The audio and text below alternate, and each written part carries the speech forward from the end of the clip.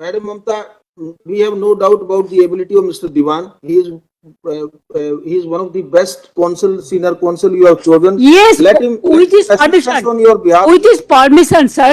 Only one thing, sir. Your point we have well taken. Sir, it depends on some.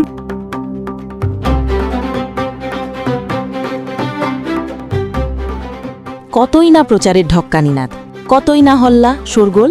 Supreme কোর্টে নাকি সওয়াল করেছেন রানিমা। দেশের প্রথম মুখ্যমন্ত্রী হিসেবে নাকি সুপ্রিম কোর্টে সওয়াল করেছেন মমতা বন্দ্যোপাধ্যায়, যিনি নিজেকে মাঝে মাঝেই আইনজীবী বলে দাবি করে থাকেন। কিন্তু সেই গলাবাজির মেয়াদ খুব বেশি হল না। সুপ্রিম কোর্টের প্রধান বিচারপতির বেঞ্চের অর্ডারের কপি প্রকাশ্যে আসতেই ফেটে গেল সেই ঢাক। গোটা নির্দেশের কপিতে মমতা বন্দ্যোপাধ্যায়ের বক্তব্যের একটা শব্দও দেখা যায়নি। এমনকি তিনি যে আদালতে উপস্থিত ছিলেন তার কোনো উল্লেখও নেই সর্বোচ্চ আদালতের নির্দেশে। করের টাকা খরচ করে মমতা গলাবাজি তাই বৃথাই গেল। একই সঙ্গে খুলে গেল চাটুকার সংবাদ মাধ্যমের মুখোশ। পণ্ড করতে তিনি দরকার হলে সুপ্রিম কোর্টে গিয়ে সওয়াল করবেন বলে জানিয়েছিলেন মমতা বন্দ্যোপাধ্যায়। মমতা বন্দ্যোপাধ্যায়ের সব চেষ্টার পরেও আইন মেনে প্রক্রিয়া প্রায় শেষ করার পথে জাতীয় নির্বাচন কমিশন। কিন্তু মমতা বন্দ্যোপাধ্যায় তো মমতা বন্দ্যোপাধ্যায়। আদালত ও দেশের একাধিক সাংবিধানিক প্রতিষ্ঠান থেকে একের পর এক চড় খেয়েও নিজের রাজনীতিতে অনড় তিনি। সেই রাজনীতির রুটি সেঁকতেই গত 4 ফেব্রুয়ারি সুপ্রিম কোর্টে শুনানিতে হাজির হয়েছিলেন পশ্চিমবঙ্গের মুখ্যমন্ত্রী। সেখানে প্রথিতযশা আইনজীবীদের মধ্যে তার স্থান হয় এজলাসের এক কোণে। তারপরও দমতে নারাজ মমতা। সেখান থেকেই বারবার শুনানি প্রক্রিয়ায় বাধা দেওয়ার চেষ্টা করতে থাকেন তিনি। এতে বিরক্ত হয়ে অবশেষে মমতাকে বলার সময় দেন প্রধান বিচারপতি সূর্যকান্ত। অবশেষে সেই সুযোগ ফেলে স্বভাবসিদ্ধ ঢঙে দেশের প্রধান বিচারপতির এজলাসকে রাজনীতির আখড়া বানিয়ে ফেলেন মমতা বন্দ্যোপাধ্যায়। আদালতের যাবতীয় সৌজন্য বিসর্জন দিয়ে তারস্বরে চিৎকার করে একের পর এক রাজনৈতিক মন্তব্য করতে থাকেন তিনি। মুখস্থ করা কয়েকটা ইংরেজি শব্দ বারবার বলে নিজের অজ্ঞতা ঢাকার মরিয়া চেষ্টা চালিয়ে যান মমতা। এমনকি আদালতে দাঁড়িয়ে দেশের অন্যতম প্রধান সাংবিধানিক প্রতিষ্ঠান জাতীয় নির্বাচন কমিশনকে কখনো বিজেপির দালাল, কখনো হোয়াটসঅ্যাপ কমিশন বলে আক্রমণ করেন তিনি। মমতাকে থামাতে অবশেষে প্রধান বিচারপতি বলেন, আপনার আইনজীবী শ্যাম দিওয়ানের যোগ্যতা নিয়ে আমাদের কোনো সন্দেহ নেই, ওনাকে বলার সুযোগ দিন। যদিও তারপরেও থামেননি মমতা। আদালতে মমতার হল্লার পর পুরনো রণকৌশল হিসেবে তার মহিমা কীর্তন শুরু করে দেয় সংবাদ মাধ্যমের একাংশ। দেশের প্রথম মুখ্যমন্ত্রী হয়ে সুপ্রিম কোর্টে সওয়াল করে তিনি ফাটিয়ে দিয়েছেন বলে টিভিতে চিল চিৎকারে প্রচার শুরু করে দেয় তারা। শুরু হয় মতো সাংবিধানিক প্রক্রিয়াকে বাধা দেওয়ায় মমতা বন্দ্যোপাধ্যায়ের অপচেষ্টাকে বৈধতা দেওয়ার মরিয়া উদ্যোগ। ঠিক যেমন সিঙ্গুরের সর্বনাশকে মহিমান্বিত করে রাজ্যে সর্বনাশ ডেকে এনেছিল সংবাদ মাধ্যমের একটা বড় অংশ। আপনারও কি কলকাতার মূলধারা সংবাদ মাধ্যমের একটা বড় অংশকে মমতা বন্দ্যোপাধ্যায়ের প্রতি পক্ষপাত দুষ্ট মনে হয়? জানান কমেন্টে। কিন্তু তাদের সেই চেষ্টা বেশিক্ষণ স্থায়ী হয়নি। সুপ্রিম কোর্টের অর্ডার কপি প্রকাশ্যে আসতেই ছুপসে গেল চাটুকারদের বেলুন।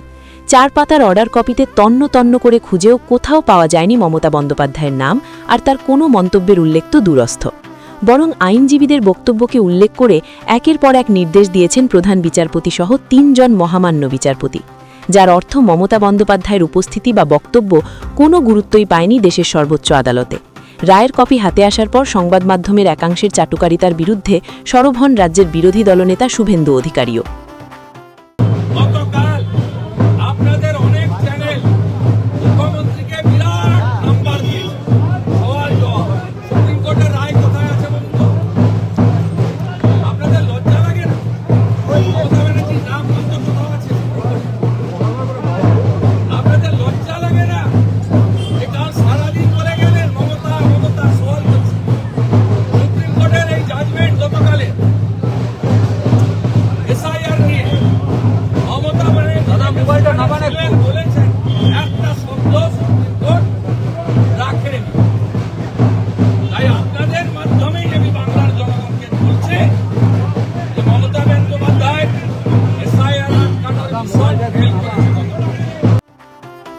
দীর্ঘদিন অনর্জিত সুবিধার বিনিময়ে মমতা বন্দ্যোপাধ্যায়ের হয়ে গিমিক তৈরি করে চলেছে কলকাতার সংবাদ মাধ্যমের একাংশ। তবে তা হাতে নাতে প্রমাণ করা খুবই মুশকিল। তবে সুপ্রিম কোর্টে মমতার সওয়াল রঙ্গ চোখে আঙুল দিয়ে দেখিয়ে দিল কিভাবে বাংলার মানুষকে বিভ্রান্ত করে তাদের মতামতকে প্রভাবিত করার চেষ্টা করেন এই চাটুকার সাংবাদিকরা। কিভাবে মমতা বন্দ্যোপাধ্যায় তৈরি করা মিথ্যা প্রচারের অবিচ্ছেদ্য অংশ হয়ে উঠেছে এই সাংবাদিককুল। সঙ্গে প্রশ্ন উঠছে, এভাবে করের টাকা খরচ করে আর কত বাঙালির নাক কান কাটাবেন মমতা বন্দ্যোপাধ্যায়? নেতাজি, স্বামীজি, রবীন্দ্রনাথ, বিদ্যাসাগরের জাতিতে কতবার গোটা দেশের সামনে খোরাক বানাবেন তিনি? সুপ্রিম কোর্টের নির্দেশের কপি জুম করে দেখালাম আপনাদের। কোথাও মমতা বন্দ্যোপাধ্যায়ের নাম খুঁজে পেলে কমেন্টে জানাতে ভুলবেন না কিন্তু। ব্যুরো রিপোর্ট, মাধ্যম।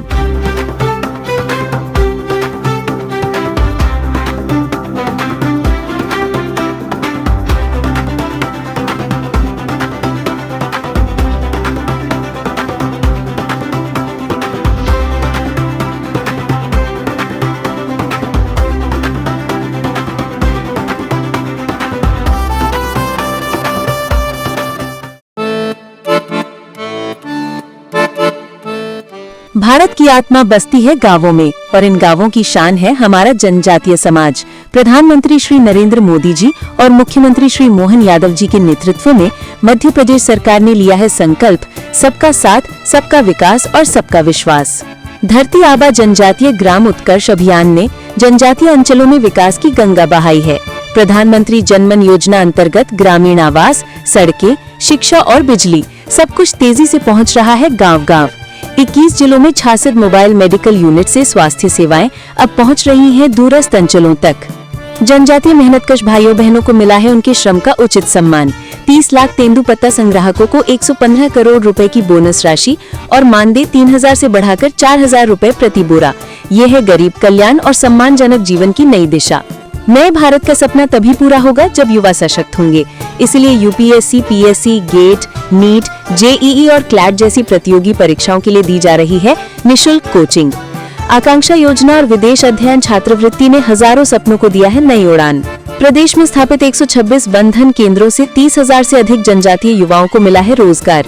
देश का पहला ट्राइबल हॉस्टल हो या सेना और पुलिस सेवाओं में भर्ती के लिए विशेष प्रशिक्षण, सरकार हर मोर्चे पर जनजातीय युवाओं को बना रही है आत्मनिर्भर।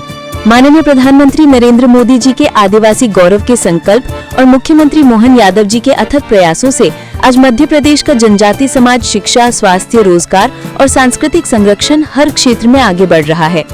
मध्य प्रदेश सरकार का विश्वास है जब जनजातीय समाज आगे बढ़ेगा तभी प्रदेश और देश आत्मनिर्भर भारत के सपने को साकार करेगा। सबके साथ सबका विकास, यही है आत्मनिर्भर मध्य प्रदेश का संकल्प।